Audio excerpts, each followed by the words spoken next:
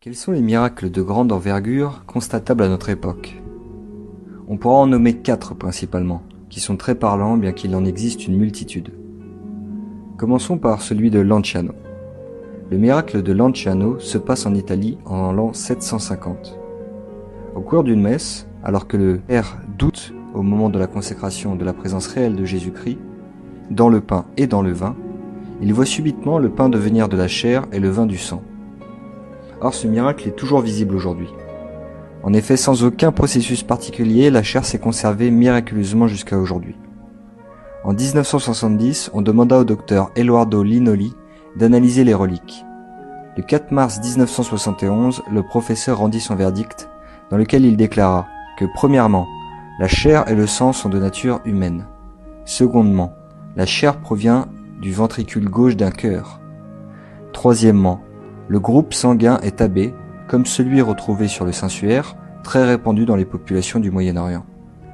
Quatrièmement, les protéines contenues dans le sang sont réparties à l'identique du schéma du sang frais.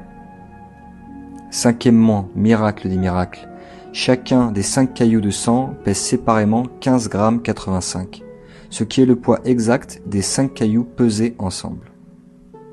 Et sixièmement, aucune substance de conservation, sel ou autre, telle qu'utilisée dans les momifications, n'a été retrouvée. En 1973, le Conseil supérieur de l'Organisation mondiale de la santé nomma une commission scientifique pour vérifier cette première analyse. Les travaux durèrent 15 mois et 500 examens furent réalisés. La commission valida l'ensemble des résultats obtenus par le docteur Linoli et déclara que la chair étudiée était de type vivante dans son comportement réactionnel. Le sang et la chair apparaissent tels que s'ils avaient été prélevés le jour même sur un être vivant. Dans le résumé des travaux scientifiques de la commission médicale de l'OMS et de l'ONU, publié en décembre en 1976 à New York et à Genève, il a été déclaré que la science, conscience de ses limites, s'arrête devant l'impossibilité de fournir une explication. Voyons désormais le miracle le plus éclatant et le plus incompréhensible pour la science actuelle, qui est le miracle permanent du linceul de Turin. Ce linge est le plus étudié au monde. Plus de 500 000 heures d'examens scientifiques avec des appareils de haute technologie ont été réalisés. Les résultats scientifiques apportent principalement 5 grandes conclusions.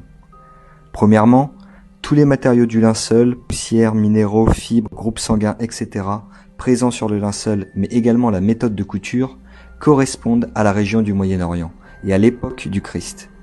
Mais surtout, l'ensemble des plaies correspondent dans les moindres détails à toute la série de tortures qu'a subi le Christ et qui est décrit dans les 4 évangiles. Secondement, le sensuaire est un négatif. En effet, avant l'invention de l'appareil photographique, il était absolument impossible de prendre une photo du linceul et d'en ressortir le négatif.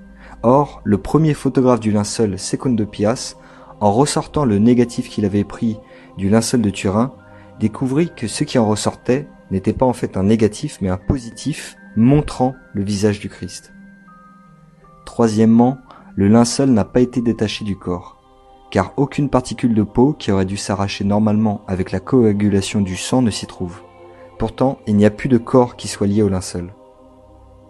Quatrièmement, ce qui a imprimé l'image en négatif du corps sur le tissu ne peut être qu'une énergie lumineuse extrêmement importante avec un rayonnement unidirectionnel et orthogonal au linceul. Ce linceul devant être suspendu de façon parfaitement droite au-dessus du corps pour imprimer l'image comme elle se trouve actuellement. Cinquièmement, l'objet du linceul est absolument unique au monde. Il est à ce jour toujours impossible à réaliser. Comment ne pas en conclure que ce que ce linge nous raconte est l'histoire du seul homme qui a ressuscité, et c'est pour ça qu'il est unique. L'histoire d'un homme qui apparaît, après avoir subi toutes les tortures du Christ dans les évangiles, aurait été enseveli dans ce linceul, posé sur une pierre, puis, 3 jours plus tard, aurait produit une lumière extraordinaire émanant de son corps qui revenait à la vie, jusqu'à traverser le tissu sans l'endommager par son corps glorieux, pour laisser le linceul tel qu'il est et que nous le connaissons aujourd'hui. Le dernier grand miracle collectif reconnu est celui de Fatima en 1917.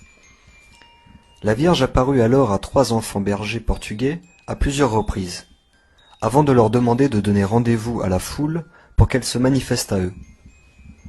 Ce jour-là, Près de 70 000 personnes se rassembleront sur le lieu, dont des athées, des sceptiques, des catholiques et même certains francs-maçons. Lors d'une journée de très forte pluie, elle fit sortir le soleil de son orbite et lui fit faire une sorte de danse, avant de l'approcher dangereusement de la foule qui se mit à crier, avant de s'apercevoir que leurs habits étaient plus mouillés, mais totalement secs. Plusieurs observatoires à l'époque ont constaté la sortie du soleil de son orbite, et les journalistes présents sur les lieux l'ont relayé dans les brochures de l'époque. Il y a aussi l'exemple très récent de Padre Pio, saint mondialement reconnu de son vivant et mort en 1968. Celui-ci fit de si nombreux miracles que l'Église se refusa à tous les énumérer. Des centaines de guérisons, plusieurs résurrections, des apparitions surnaturelles, etc. Saint Padre Pio avait les stigmates. Les stigmates étant des plaies christiques de la Passion qui, ouvertes, ne saignent pas, ou alors que par période, et ne cicatrisent jamais.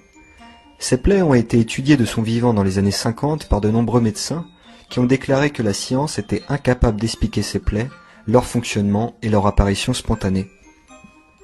Padre Pio avait aussi le don de bilocation. En effet, plusieurs témoins déclarent l'avoir vu à 2 endroits différents et en même temps. Padre Pio était aussi grandement persécuté par le diable, qui le poussait et le frappait régulièrement pendant la nuit. Le linceul de Turin, Lanciano, Fatima, Padre Pio sont des miracles éclatants, mais il en existe des centaines de milliers d'autres à travers le monde depuis 2000 ans. Ce qui est extraordinaire, c'est que pour prouver que la religion catholique est fausse, il faudrait démontrer non pas que un des miracles revendiqués est faux, mais que pas un seul de ces miracles n'est authentique, car un seul d'entre eux suffit par son existence à démontrer la véracité et la primauté de la religion catholique.